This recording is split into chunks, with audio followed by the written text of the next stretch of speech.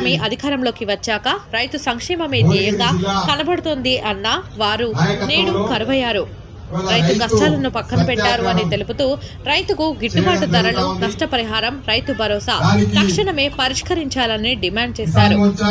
ఈ కార్యక్రమంలో రాష్ట్ర కార్యవర్గ సభ్యులు పోతంశెట్టి రవీందర్, పడాల శ్రీనివాస్, వట్టిపల్లి దాసరి మల్లేశం, శ్రీనివాస్ గౌడ్, పట్నం శ్రీనివాస్, ఏలా చంద్రశేఖర్, జిల్లా ప్రధాన కార్యదర్శి NM Shivakumar, Utkuri Ashok Goud, Chanda Mahender Gupta, Bhuvanagiri municipal vice chairman Maya Dasharatha, Rangareddy, Dalit Morcha రాష్ట్ర ప్రధాన కార్యదర్శి మొగులయ్య, జిల్లా ఉపాధ్యక్షులు శ్యామ్ సుందర్ రెడ్డి, రైతులు, నాయకులు పాల్గొన్నారు.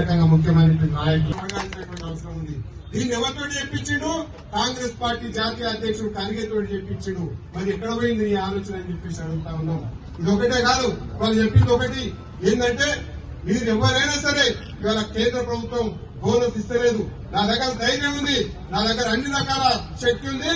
నేను ఇవాళ మీ రైతులందరికీ క్వింటాలకు 500 బోనస్ ఇస్తా ఉన్నాం. రేవంత్ రెడ్డి మీ దగ్గర శక్తి ఉందా?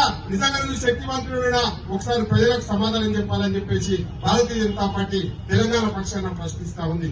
ఇది ఒకటే కాదు, ఇవాళ తెలంగాణ అంతా కూడా నేను ఇంతకుముందు సీనాలో చెప్పిన ఒక మాట, కాంగ్రెస్ పార్టీ వస్తేనే అష్ట దరిద్రం అని చెప్పేసి ఆల్రెడీ అష్ట దరిద్రం పట్టుకున్నది ఇవాళ కాంగ్రెస్ పార్టీ కారణంగా.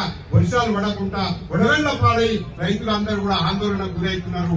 56 మంది కాంగ్రెస్ పార్టీ